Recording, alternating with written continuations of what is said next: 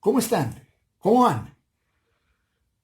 ¿Les están sirviendo los consejos, los conceptos fundamentales que venimos trabajando hasta ahora, sus estudios, en sus negocios? Espero que sí. Seguimos con el estudio detallado del equilibrio en los distintos mercados. Hoy nos dedicaremos al mercado laboral. Sí, al que está integrado por la oferta y la demanda de trabajo humano.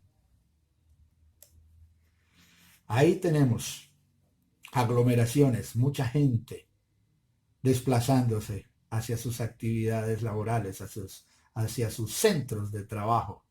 Oferta y demanda de trabajo conjugadas.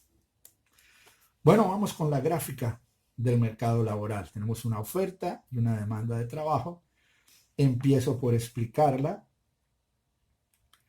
Quien ofrece trabajo es la persona que tiene una formación, unas capacidades, unas habilidades intelectuales, físicas, tiene sus fortalezas, tiene sus experiencias, busca empleo, pero al buscar empleo lo que está haciendo es brindar todas esas calidades suyas, está ofreciendo sus servicios.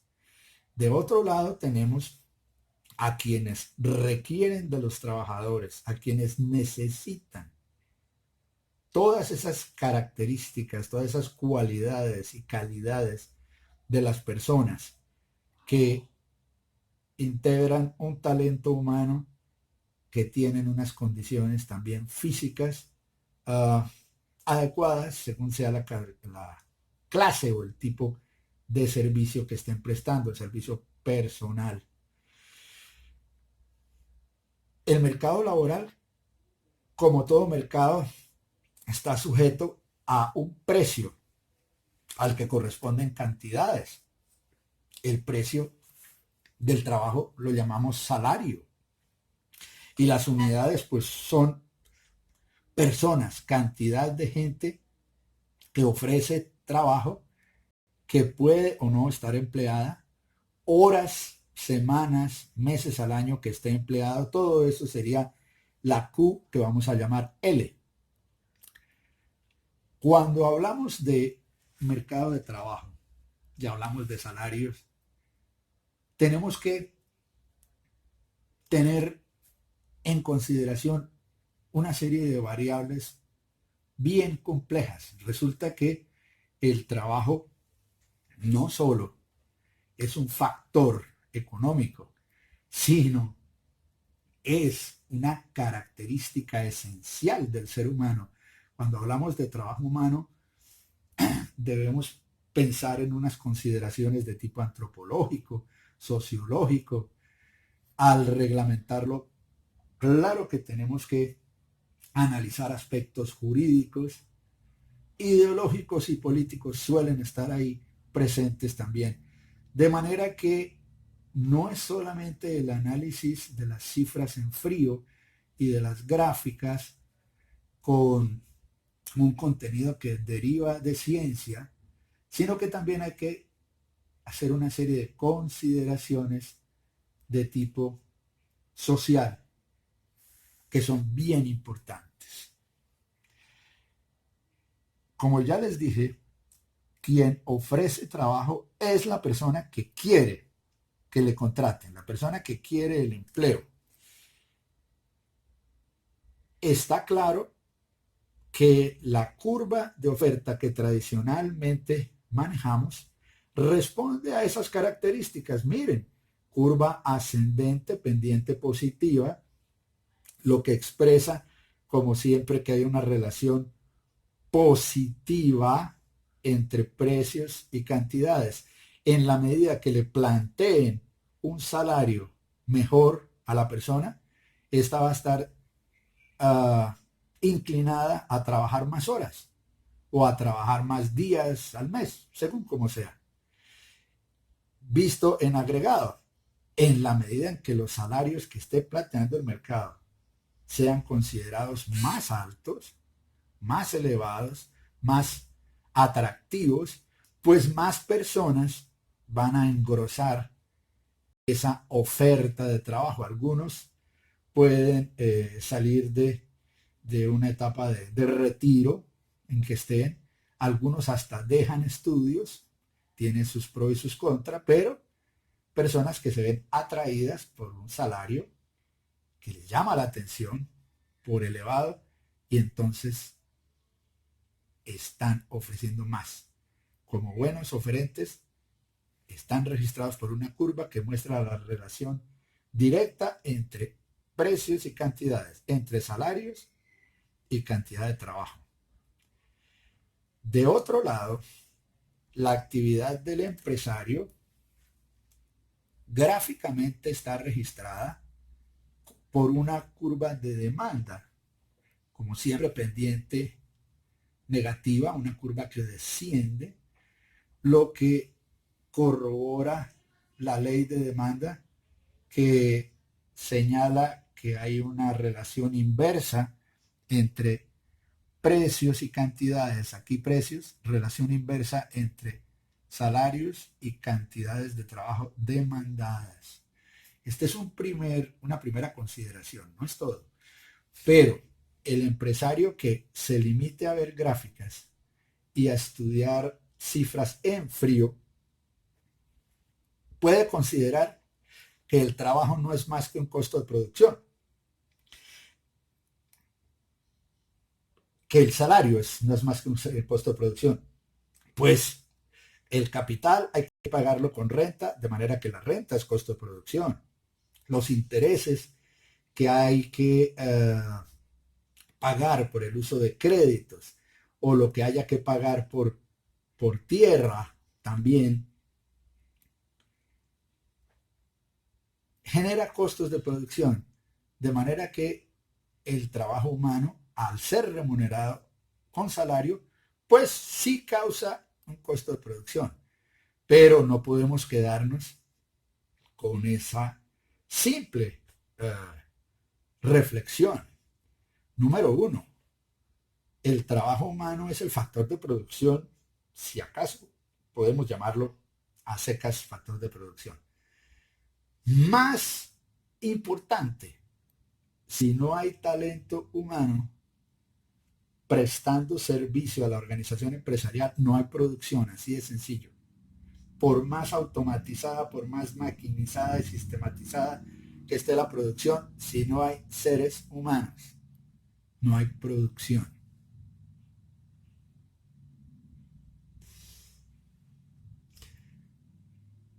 Y además, hay que tener en cuenta unas consideraciones de índole moral, de índole legal. En muchos países la legislación laboral es bastante estricta, hay unos salarios mínimos, hay que reconocer unas prestaciones sociales de contenido económico y asistencial a los trabajadores, hay que hacer reconocimientos por antigüedad, en fin. Porque es que estamos hablando de seres humanos, no del uso de una máquina, no del uso de una materia prima. Y entonces hay que pensar en cómo vive la persona, que tiene las mismas expectativas, las mismas necesidades, los mismos deseos, los mismos derechos que el empresario. Obvio, que quiere superarse también, que quiere estar mejor también. Y si se pensase que para reducir costos se le pague lo menos posible, pues estaría atentando contra esos derechos y esas justas expectativas. No se estaría garantizando una vida digna a los trabajadores. Y eso no solamente sería ilegal en muchos lugares y sería inmoral en cualquier parte, sino que además reñiría con el sentido común. Piensen ustedes, ¿quién consume los bienes y servicios que producen, que generan las empresas? Pues las familias, los trabajadores y sus familias. Si el trabajador no devenga un buen salario, va a tener un poder adquisitivo muy escaso, su presupuesto va a ser reducido, no compra casi. Si la gente no compra, las economías no crecen, no hay ingresos suficientes para las empresas, no hay utilidades, no hay crecimiento, se estanca y hay una crisis, y en crisis a todo el mundo le va mal. De manera que lo que hay que encontrar es realmente la situación de equilibrio, y ahí volvemos a la gráfica. Habrá un salario intermedio que permita la equivalencia, la igualdad entre el ofrecimiento de trabajo y la demanda de trabajo, que las cantidades ofrecidas y demandadas de trabajo sean iguales. Ese precio, ese salario, necesariamente es intermedio, claro, eso hay que comprenderlo. No será tan bajo como algunos empresarios menos conscientes y menos conocedores de la economía quisieran. Y tampoco será tan alto como los trabajadores lo quisieran, lo desearan, seguramente de manera muy justa la mayoría de las veces. Tendrá que ser de equilibrio, fruto de una negociación, bien sea individual con cada trabajador o puede ser grupal, en algunos casos, negociado con organizaciones sindicales. Veamos dos casos que pueden ocurrir de desequilibrio. Supongamos que estamos analizando un mercado de trabajo específico y es de gente muy calificada en sistemas de información. Y entonces se trata de una empresa que produce software empresarial, el software de contenido de administración de negocios. Bueno, vamos a pensar que en el país en que está ocurriendo esto hay una escasez relativa de esa fuerza laboral tan calificada. Esa escasez de oferta, una escasez relativa de esa oferta especial o especializada, hace que el salario se eleve por encima del equilibrio. Ahí tenemos el S1. ¿Qué pasa? ¿Qué pasa con ese salario S1?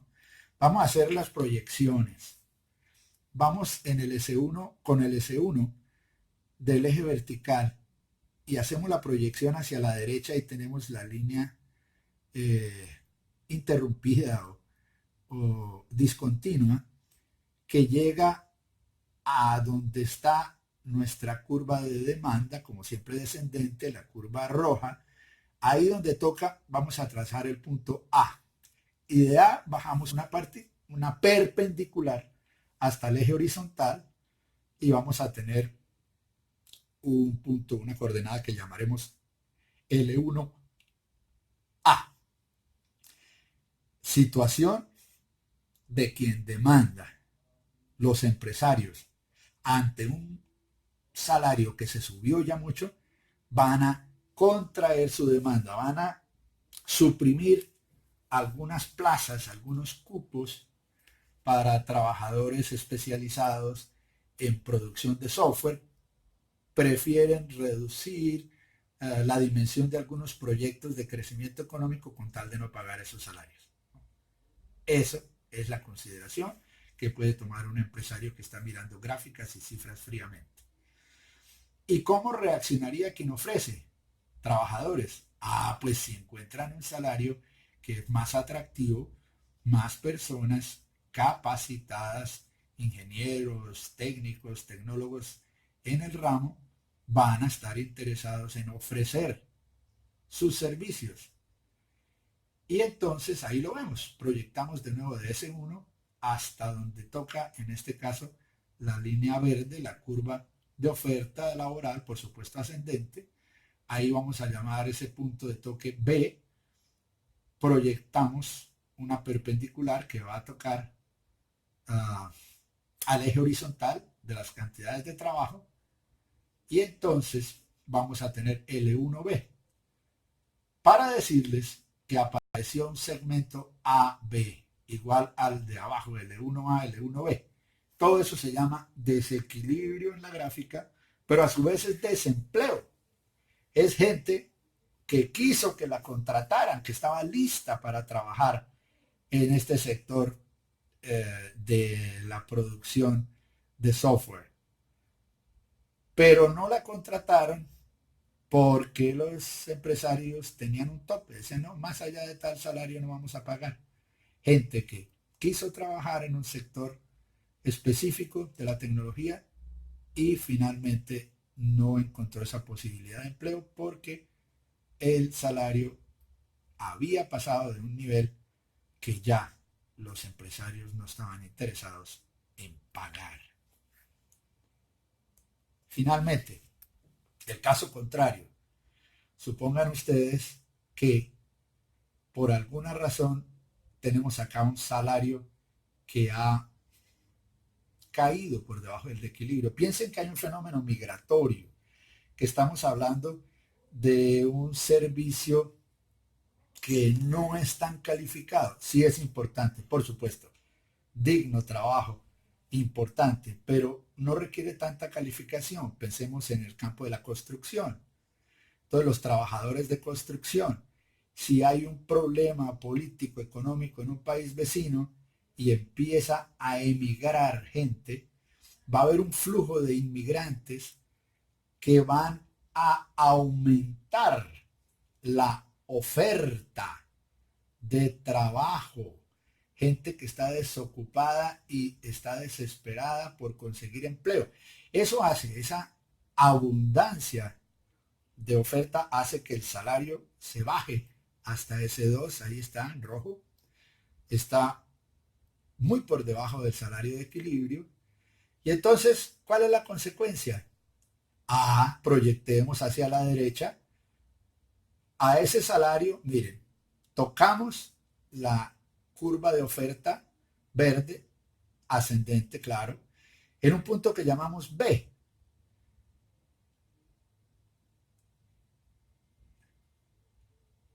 Miren qué pasa. La curva de oferta. ¿Quiénes son los que ofrecen? Los trabajadores. Los trabajadores. ¿Cómo reaccionan entonces los trabajadores? Ese salario, por más que estén desesperados, es un salario bajo. Entonces, algunas personas estarán interesadas a trabajar, a realizar sus actividades, a prestar sus servicios personales por ese salario. No todos, no todos, y eso hace que la oferta se quede corta. Proyectamos de B hasta el eje horizontal con una perpendicular y ahí vamos a tener L2B. ¿Y cómo reaccionaría el sector empresarial, el que demanda trabajo? Miren, volvemos al S2, al salario sub 2. En rojos hacemos toda la proyección pasando por encima de B y llegamos hasta donde ese salario nuevo toca o corta la curva de demanda de trabajo, la que representa el sector de las empresas, de las fábricas, de las constructoras que están buscando trabajadores. Ahí tenemos un punto A. En el punto A trazamos la perpendicular al eje horizontal de cantidades de trabajadores y ahí vamos a llamar L2A. ¿Qué tenemos? Un segmento BA igual al de la parte de abajo. L2B, L2A. Todo eso es desequilibrio, desfase en el mercado de trabajo. Con una situación adicional, eso es desempleo, es mano de obra que no está siendo ocupada. Es gente que necesita el trabajo, necesita que la contraten. Pero con todo y el desespero que tienen, les están planteando un salario muy bajo que no estaría colmando sus necesidades para la vida diaria, para la vida digna. Entonces algunos, con todo y que están muy necesitados, a pesar de esto, prefieren no trabajar, continuar en la búsqueda de una mejor opción. Esto tiene consecuencias, por supuesto, pobreza, alteraciones del orden público, uh, problemas de salud mental, física, incluso situaciones de inseguridad. El desempleo es uno de los problemas más serios desde el punto de vista no solo económico, jurídico, político, social.